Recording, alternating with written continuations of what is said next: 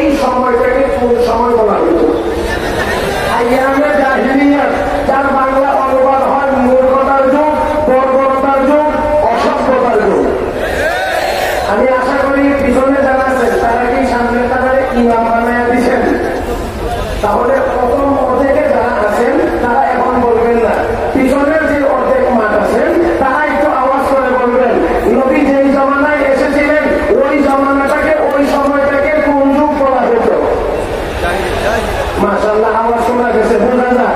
আমার বন্ধুরা এবার সবাই মিলে বলবেন যখন দরকার হয় ওই জমানাটাকে, ওই সময়টাকে বর্বরতার সময় বলা হয়, ওই সময়টাকে নিষ্ঠুরতার সময় বলা হয়, মূর্খতার সময় বলা হয়, অসভ্যতার সময় বলা হয়। আমি আশা করি যদি আপনারা বুঝে থাকেন তাহলে আমি আবারও জিজ্ঞেস করবো, আপনারা জবাব দিবেন তৎকালীন সময়ে মক্কার সকল মানুষ অশিক্ষিত ছিল? কি করে বুঝুকে চললে হবে না, খেয়াল করে জবাব দিতে হবে অবশ্যই। ঢাকা একদিন জুমার নামাজের বয়ানের সময় জিজ্ঞাসা দুচোখে দেখতে কে কে রাজি, তিনজনে হাত করছে। এমনটা যেন না হয় খেয়াল করে। আরবের তৎকালীন সব মানুষ অশিক্ষিত ছিল। এবার সাহিত্য চর্চায় তারা এত উঠতে চলে গিয়েছিল যে তাদের নিগনি এখন আমাদের পক্ষে পরে বুঝাই বোঝে, অনেকে বুঝিই না।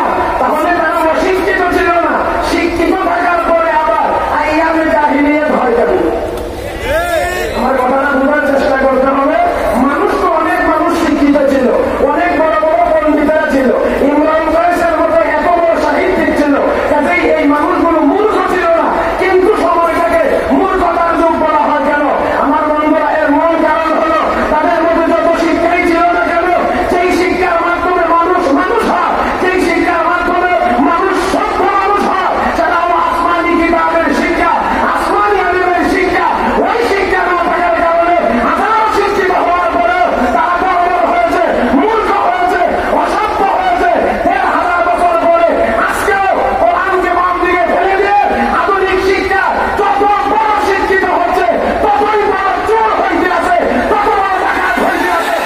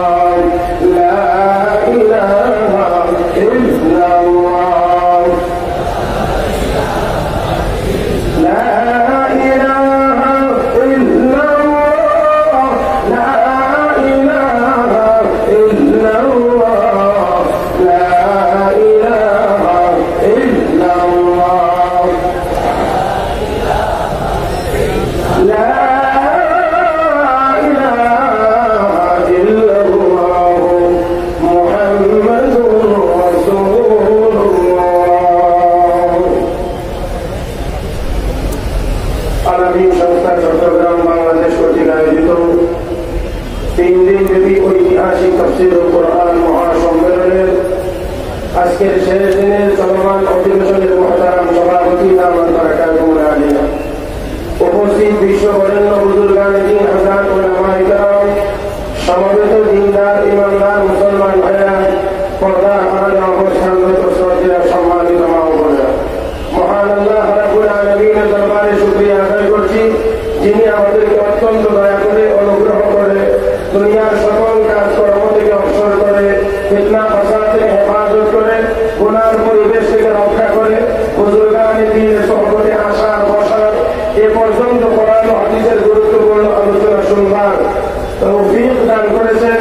মহব্বতে বলিষ্ঠ আওয়াজে সবাই মিলে সেই মহান প্রভুর আলিশান দরবারে শুকরিয়া আদায় করছি, আলহামদুলিল্লাহ। আমার ভাইয়েরা, সময় অতি সংক্ষিপ্ত, আমিও সংক্ষিপ্ত সময়ের মধ্যে আমার কথা শেষ করার চেষ্টা করব। পবিত্র কোরআনুল কারীমের সূরা তিলাওয়াত করেছি, 70 হাদিস আপনাদের খেদমতে তিলাওয়াত করেছি। আয়াতে কারিমার অংশ এবং হাদিস শরীফের আলোকে আপনাদের খেদমতে কিছু কথা বলার আশা করেছি। আল্লাহ রাব্বুল আলামিন যেন বলবার, শুনবার, বুঝবার এবং আমল করবার তৌফিক দান করেন। সবাই মহব্বতে বলি আমিন। আমার ভাইয়েরা, আগেই বলা হয়েছে বিশ্ব সভ্যতায় আল কোরআনের অবদান, এই সম্পর্কিত কিছু কথা বলার জন্য।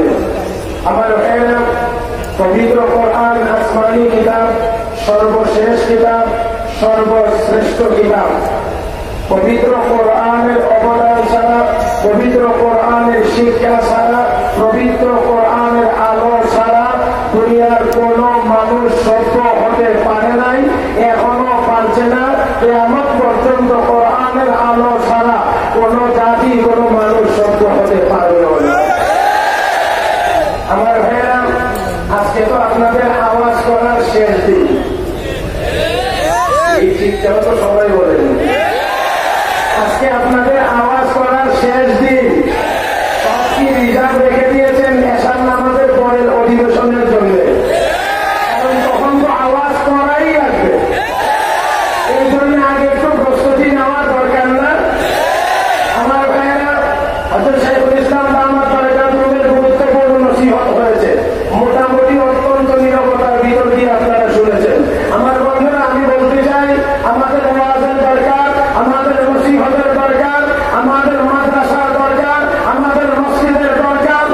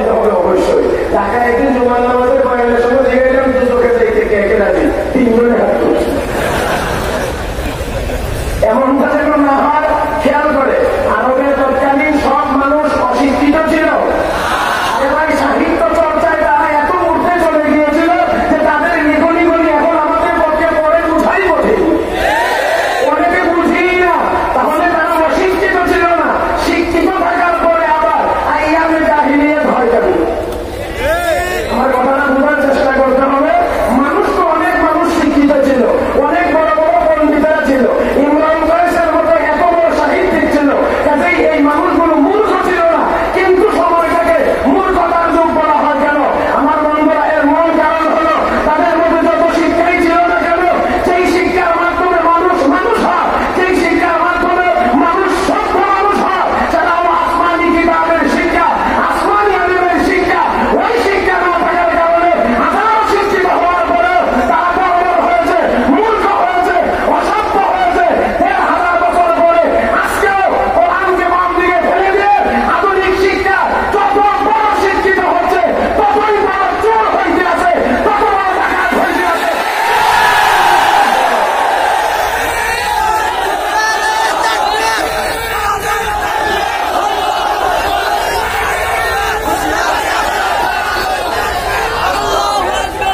আমার ভাইরা, তাই আসুন বলছি, অন্ধকার যদি দূর করতে হয়, আজকে সমাজ অন্ধকারে ছেড়ে যাচ্ছে। মাদক, একসাথে বলেন, চুরি, ডাকাতি, রাহাজানি, ছিনতাই ইত্যাদি আশঙ্কাজনক হারে বৃদ্ধি পাচ্ছে। আমি অত্যন্ত সাহস করে আজকে বিশাল জগৎ সমুদ্রে বলতে পারি, আল্লাহর ফজলের কারণে বাংলাদেশের যেই সকল অপরাধ আশঙ্কাজনক হারে বৃদ্ধি পাচ্ছে, কোরআনী শিক্ষাওয়ালা আলেম ওলামা, তালিবুল ইলমরা আজও পর্যন্ত একটি অপরাধের সাথে জড়িত হয় না। আল্লাহ রাব্বুল আলামিন বলেন, কিতাবুন আনজালনাহু ইলাইকা লিতুখরিজান নাসা মিনাজ যুলুমাতি ইলান নূর।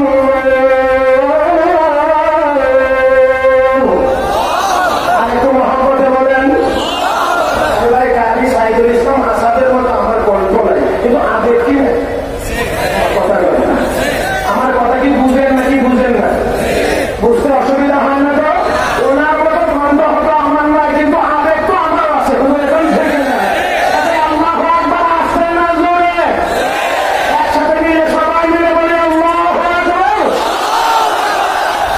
যতটুকু আওয়াজ হয়েছে অন্তত এই সংস্থার এই মাঠের এই মাহফিলের জন্য মানানসই না। আমি হাটাজারি পৌরসভার কথা বলবো না, চট্টগ্রাম মহানগরীর ভিতরে আজকে সরকারকে টাকা দেওয়া হবে না।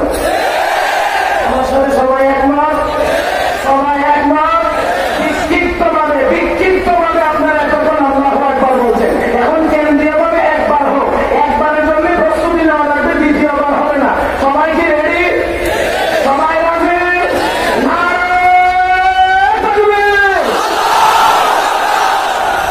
এই আওয়াজটার দরকার, এই আওয়াজটার দরকার।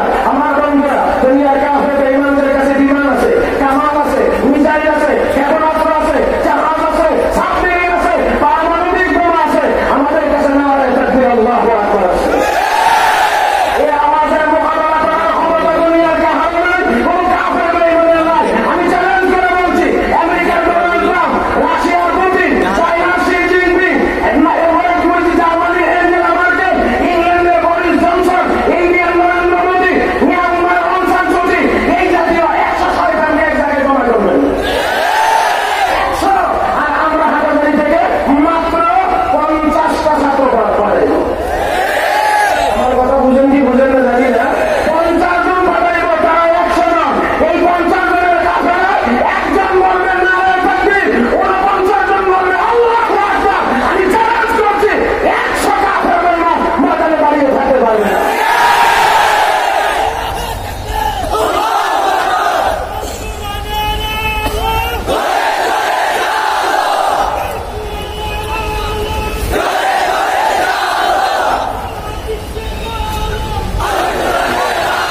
আমার ভাই বন্ধুরা, খেয়াল করে, আমি আবার একেবারে বিনীতভাবে আপনাদের অনুরোধ করছি, অত্যন্ত বিনয়ের সাথে, কারণে অকারণে আমরা কেউ হাসব। এটা শেখুল ইসলাম আল্লামা শাহ আহমদ শফি দামাত বারাকাতুহুর মাহফিল। এটা আজমত, এটার অকার, এটার সম্মান রক্ষা করা আমাদের সকলের দায়িত্ব। আমি অত্যন্ত বিনয়ের সাথে আবারও বলছি, কারণে অকারণে আমরা কেউ হাসবো না, আসার চেষ্টা করবো না। আল্লাহ আমাদের সবাইকে তৌফিক দান করুন। আমার আপনার নবী সে কোরআনের আলো নিয়ে এসেছিলেন, কোরআন শিখাইছেন, বড় বড় মানুষগুলোকে নবী স্বর্ণের মানুষে রূপান্তরিত করেছেন। কথা না বললেই তো নয়। আমার ভাইরা, যে লোকটা ছিল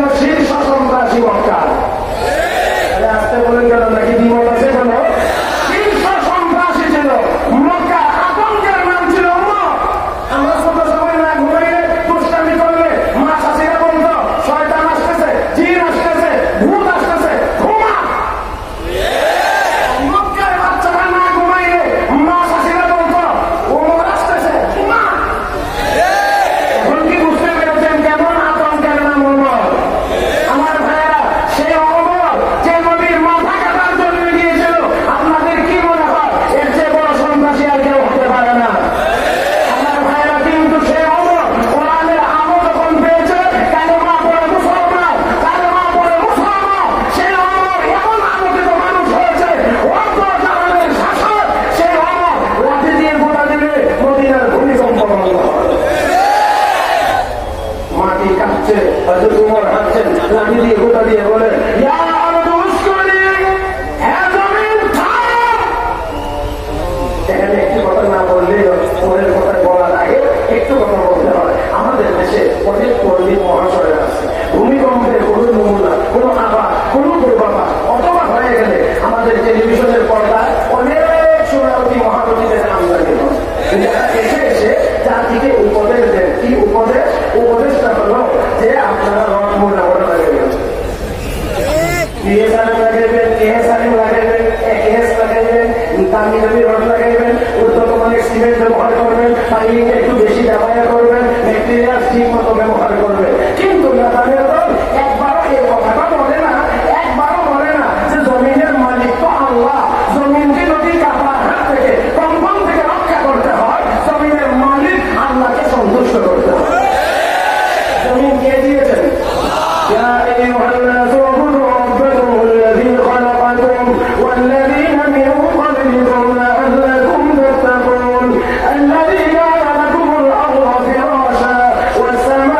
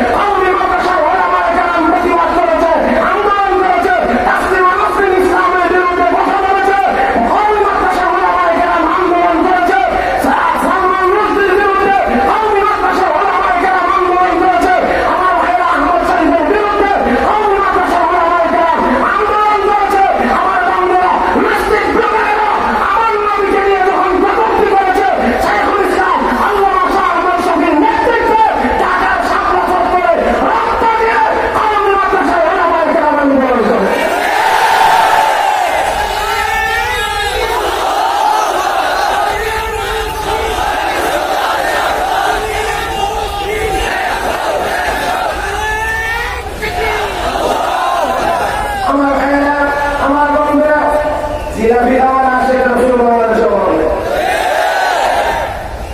মিষ্টি খাওয়ার আসে রসুলের অভাব বাংলাদেশে নাই। আমার ভাইয়েরা কিন্তু রক্ত দেওয়ার আশেকের যথেষ্ট অভাব আছে। লাইনের মধ্যে কথা তো আপনাদের জানার কথা, এটা তো আমার শিখাইবার কথা না।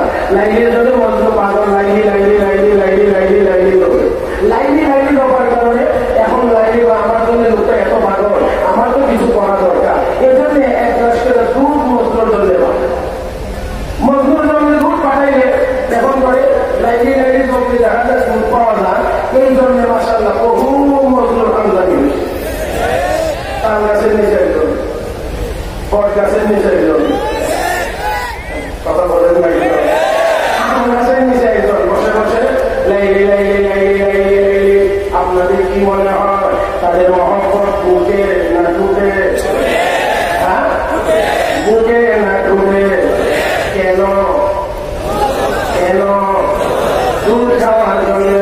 লাইনের কানে আওয়াজ চলে গেছে, লাইনে এমন নাকি বলে হ্যাঁ ঠিক আছে তাহলে আমি আজকে আর দুধ দিলাম না। খাদেমকে নির্দেশ দিয়ে বললো যাও আজকে চুরি চাকু নিয়ে যাও, পাত্র নিয়ে যাও, নিয়ে বলবো তোমার লাইন অসুস্থ, একটু দুধ একটু রক্ত যদি তোমার শরীর থেকে দাও লাইনি বাইরে সুস্থ হয়ে যাবে। এবার গিয়ে বলছে একজনকে তুমি কি লাইনের জন্য পাগল? বলে হ্যাঁ দেখো না, তুমি কি দেখো না আমি লাইনে লাইনে দেখতে আছি। তাহলে তোমার লাইনে অসুস্থ, তোমার শরীরে একটু রক্ত বাইরে লাইনে সুস্থ হয়ে যাবে, একটু রক্ত দাও। মুখ ভেঙে দিয়ে কয় না না আমি রক্ত দিয়ে দুধ খাই না। আরেকজন একই জবাব, রক্ত দিয়ে দুধ খাই না। আরেকজন একই জবাব, আমি রক্ত দিয়ে দুধ খাই না। এবার যাইতে যাইতে যাইতে যাইতে আন্ধারবাড়ি মাদ্রাসায় গেট দিয়ে প্রবেশ করে দিয়ে দেখে এখানেও আরেকজন মজনু আছে। আমার কথা কি বুঝতে অসুবিধা হয়? তাহলে ঠিকঠাকটা একটু ঠিক মতো করলে না, ঠিক মতো কি ঠিক না অবস্থাটা কেমন হয়? মানে একটা যারা দেখছে ভুল একটা ভুল করবে না, আমি জানি আপনারা বুঝছেন কিনা, সরকারের জন্য ভুল। এখন ব্যাপারে আরেকজনের উপদেশ দেয় ভুল লেখলে ভুল করবেন না, বলা দিয়ে ভয় নয়। এখন লেখা তো দরকার ছিল ভুল লেখতে ভুল করবেন না, এই নিজেই লিখতে আছে ভুল লেখতে ভুল করবেন না। তাও যদি না বলতেন তা আমি আর কেমনে বলে দেবো, নোয়াখালীর মানুষ এখানে থাকা নেই সবাই রাগ করবেন কিনা জানি না, হইলে বলবো মাস্টার সাহেব কেসে ক্লাসে পড়ে গিয়ে কয় আব্দুল করিম বলতো এটা ওইটার মধ্যে হাত কি আব্দুল করিম দাঁড়িয়ে এটা স্যার শব্দ উচ্চারণটা তো ঠিক হয়েছে না, তো কি হয়েছে আপনি পার্থক্য করে হাত করেছে। এখন স্যারের জবাব দিয়ে দাদা হাতক্য আর হাতক্যের মধ্যে পুরো হাতক্য।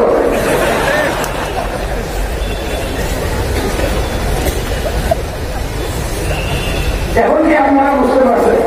তাহলে আবার বলেন ঠিকঠাক বলতেও ঠিকঠাক মতো বললেন, কথা বলেন না রাজি আছেন তো? ইনশাআল্লাহ আমরা সবাইকে তৌফিক দান করুন, সবাই বলি আমি ওই কথা আমরা আগে দৌড়াইতে আছে। আমি তো তার বিনা আমাদের খতম হয়ে যাচ্ছে, এরপরেও ঘড়ির কাটার সাথে আমি পারতেছি না।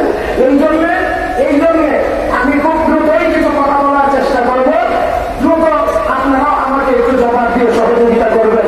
আমার ভাইয়া আমার বন্ধুরা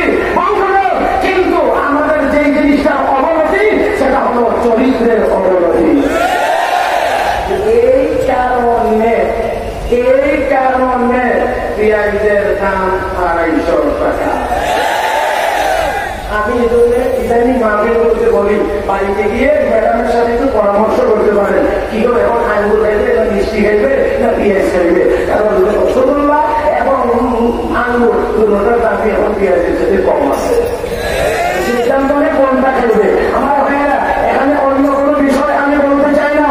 মানুষের গলা টিপে মানুষ ধনী হইতে চায়, দুনিয়া কামাই করতে চায়, একমাত্র কোরআনের আলো ভিতরে না থাকার কারণে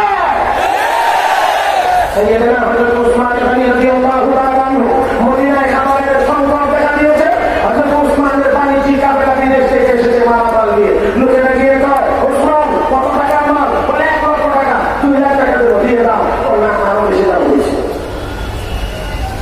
হযরত ওসমান তিনি বললেন আরো বেশি দাম হয়েছে। আরেকজন গিয়ে ওসমান 3 লাখ টাকা দেবো, দিয়ে দাও। বললে আরো বেশি দাম হয়েছে। এবার কেউ কেউ বলতেছে ওসমান 1 লাখ টাকার মাল 3 লাখ টাকা বললাম, এরপরেও বলছেন আরো বেশি দাম হয়েছে। কে বেশি দাম দিয়ে কিনে দিল?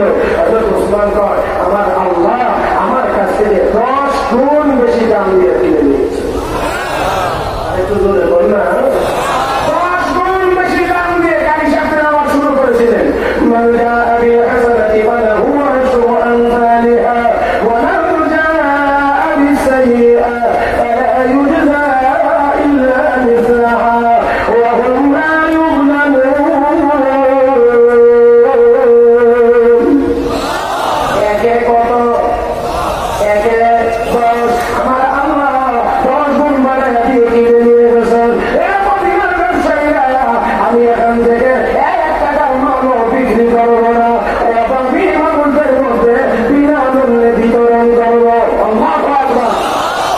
এবার মালের সংখ্যা আর ওনাকে দাম বাড়ায় দেওয়া হচ্ছে। উনি বলেন না, আমি নেব না। আমার আল্লাহ আমার কাছ থেকে 10 গুণ বেশি দাম দিয়ে কিনে নিয়েছে। আর আজকে কৃত্রিম সংকট সৃষ্টি করে হাজার হাজার কোটি টাকা হাতিয়ে নেওয়া হচ্ছে। আমার বন্ধুরা, একমাত্র কারণ হলো কোরআনের আলো ভিতরে নাই। বন্ধুগণ, সময় খুবই কম। এই কম সময়ের ভিতরে আমি এতটুকু পর্যন্ত আমার ইচ্ছা এতটুকু পর্যন্ত দেখতে পারবো না। আমাকে লোকাল স্টেশনেই থামতে হবে বাধ্য হয়ে। এই জন্য সর্বশেষ ছোট্ট করে একটি ঘটনা আপনাদেরকে শোনায়া আজকের মতো আমি আমার আলোচনা শেষ করবো। আমার বন্ধুগণ, জগৎ বিখ্যাত মুহাদ্দিস ইমাম রবিআতুর রায় রাহমাতুল্লাহি আলাইহি বাড়ি মদিনা শরীফ, মায়ের গর্ভে বাবা চলে যাবেন সিরিয়ায় ব্যবসার জন্য। বর্তমানে হাকিমুল ইসলামের ভিতরে তার লোকদের বললে সুদীর্ঘ 56 বছরের প্রিন্সিপাল আল্লামা আলী তৈয়ব রাহিমাহুল্লাহ তিনি উল্লেখ করেছেন, স্বামী তার স্ত্রীর হাতে 15,000 দিরহাম দিয়ে বলেছেন, এটা তোমার সংসার চালানোর জন্য দিয়ে গেলাম, আমার আসতে দেরি হবে। চলে গেলেন। দীর্ঘ 16 বছর একটানা ব্যবসা করলেন। 16 বছর এই দিক দিয়ে 16 বছরের ভিতরে সন্তান জন্ম নিয়েছে। মা নাম রাখছে রবিয়া। আদর সোহাগ দিয়ে লালন পালন করছেন, বড় হয়েছেন, মক্তবে পাঠিয়ে দিয়েছেন। আস্তে আস্তে পিছন দিক দিয়ে ভূমিকা পালন করছেন, ছেলে উপরে দিকে যাচ্ছে। মায়ের অবদানে কোরআন আর হাদিস শিখাইতে শিখাইতে এত বাবা তিনি যোগ্য হয়েছেন। 16 বছর বয়স হওয়ার আগে আগে মসজিদে নববীতে রওজায়ে আজহারের পাশে বসে বসে হাদিস পড়ানোর জন্য মুহাদ্দিস নিযুক্ত হয়েছে। 16 বছর পরে বাবা বাড়িতে গেলেন। গেটে এসে প্রবেশ করতেই দেখে যুবক বের হয়ে আসে। মেজাজ গরম করে জিজ্ঞেস করে, যুবক তুমি কে? আমার বাড়িতে। যুবক মুরব্বী আপনি বলেন কি? আপনি কে আমার বাড়িতে প্রবেশ করছেন আমার অনুমতি ছাড়া? শুরু হয়ে গেছে বাড়তি কন্যা। আমার ভাইয়া দুনিয়ার সকল ঝগড়াঝাটি শুরু হয় মুখ দিয়ে, শেষ হয় হাত দিয়ে। শুরু এখন দেখেন আগাইছে সামনে আগেরা ছেলে করে যাও তোমার কাজে, স্বামী রেখো ঘরে আসেন। কিন্তু মেজাজ গরম, বাড়িতে ঢুকেই কর 15,000 টাকা দিয়ে গেছিলাম, কোথায় খরচ করেছো জবাব দাও, হিসাব দাও। 16 বছর পরে বাড়িতে ফিরে ফিরেই প্রথম কথা। আপনাদের কি মনে হয়? কিন্তু মেজাজে গরম, এই জন্য ওই মেজাজ গরম করে কোথায় টাকা খরচ করেছে জবাব দাও। তিনি কয় 16 বছর পরে আসলেন, বাড়িতে একটা আনন্দময় পরিবেশ থাকার কথা। আপনার মেজাজ গরম হয়ে যাওয়ার কারণে আজকে এই সুন্দর পরিবেশটা থাকছে না। আগে গোসল করে আসেন, একটু ফ্রেশ হয়ে আসেন, লম্বা সফর করে এসেছেন, দীর্ঘদিন পরে এসেছেন, আপনি একটু ফ্রেশ হয়ে আসেন, আমি আপনার জন্য খাবার তৈরি করছি, আগে খাওয়া দাওয়া, তারপরে বাকি খাওয়া সব খুলে বলবো। ঠিক আছে, আবার রাখি। গোসল করে আসলে এমনি তো ঠান্ডা, কারণ গোসল তো রাখবে আমার আইটেম তৈরি একেবারে ঠান্ডা। সুন্দর মতো আপ্যায়ন, খাওয়া দাওয়া শেষ, মসজিদে নববীতে আযান শোনা যায়। স্বামী নামাজটুকু আগে আদায় করে আসেন, তারপরে কথা বলবো। নামাজের জন্য চলে গেলেন, আদায় হয়ে যায়, নামাজ আদায় করলেন, নামাজের পরে ঘোষণা শুনতে পান, নবীর হাদিসের ক্লাস হবে, হাদিসের নোট হবে। হাজার হাজার মানুষ বসতে আরম্ভ করেছেন, উনিও পিছন দিক দিয়ে বসে গেলেন। এতদিন ভুল মানুষের উপস্থিতি হাদিসের ক্লাস শুরু হয়ে গিয়েছে, দীর্ঘ সময় পর্যন্ত চলছে। তিনিও শুনলেন, মনোযোগ সহকারে শুনে ক্লাস শেষ হয়ে বাড়িতে ফিরলেন। তিনি জিজ্ঞেস করেন, স্বামী এত লম্বা সময় নামাজের জন্য লাগে না, লাগার কথা, কোথায় সময় নষ্ট করে এসেছেন, কোন পথ করে সময় কাটাইলেন বলেন। কিন্তু না, আমি সময় নষ্ট করে আসি নাই, বিকল্প করে সময় নষ্ট করি নাই। আমি নামাজের পরে ঘোষণা শুনলাম, আল্লাহ নবীর হাদিস পড়ানো হবে, হাদিসের ক্লাস হবে। এই ধরনের হাজার হাজার মানুষ বসতে আরম্ভ করেছে। আমিও বসে গিয়েছিলাম। হ্যাঁ দিদি, এমন একজন মুহাদ্দিস আজকে আল্লাহ নবীর হাদিসের ব্যাখ্যা দিয়েছিলেন গো, যার মুখ থেকে নবীর হাদিসের ব্যাখ্যা শুনে আমার মন নরম হয়ে গিয়েছে, আমার ঈমান তাজা হয়ে গিয়েছে। আখিরাতের চিন্তায় আমার চোখ দিয়ে পানি বের হয়ে গেছে। এত মজাদার হাদিসের দরজায় ক্লাস থেকে আমি উঠে আসতে পারি না। এই জন্য যতক্ষণ পড়ানো হয়েছে ততক্ষণ আমি বসা ছিলাম, এই জন্য আসতে দেরি হয়ে গিয়েছে। তিনি আমার কৈশোরী বলেন, তাহলে এমন একজন মুহাদ্দিস যদি টাকা দিয়ে কিনতে হয়, কত টাকা দিয়ে কিনতে রাজি আছেন? হে দিদি, কি বলবেন, টাকা দিয়ে কি এমন মুহাদ্দিস কেন বেচা হয় নাকি? একদম বিশাল ব্যবসার বিশাল বড় মানুষদের যদি দিয়ে দেওয়া হয়, এরপরেও উপযুক্ত দাম হবে না। অতি আনন্দের কারণে চোখের পানি ছেড়ে দিয়ে এবার সামনের দিকে তাকিয়ে বলেন, স্বামী সুসংবাদ গ্রহণ করে দিল। এই সন্ধান করতে রেখে বিদেশ গিয়েছিলেন, ফিরে এসে নিয়োগে প্রবেশ করতে যেই যুবকটাকে দেখে রাগ করেছিলেন, এটা আর কেউ না, এটা আপনার রেখে দেওয়া সন্তানই যুবকের পরিবর্তন হয়েছে। এতক্ষণ যে মুহাদ্দিসের ক্লাসে বসে নবীর হাদিসের সুন্দর ব্যাখ্যা শুনে এসেছেন, এই ব্যক্তিটা আর কেউ না, আপনার দেখা এই সন্তানটাই, এই যুবকটাই হলো এই মুহাদ্দিস। অবশ্যই আপনার রেখে যাওয়া 15,000 দিরহাম খরচ করে আমি আপনার জন্য এত বড় একজন আলোকিত একজন মুহাদ্দিস তৈরি করেছি। আমার ভাইয়েরা, ঘড়ির কাঁটা একেবারে 7:50। আমাকে বলা হয়েছে 7:50 পর্যন্ত কথা বলবেন, এর বেশি নয়। অতএব আমিও এর বেশি অতিক্রম করতে পারি না। আল্লাহ রাব্বুল আলামিন আমাদের সবাইকে কোরআন শিক্ষার মাধ্যমে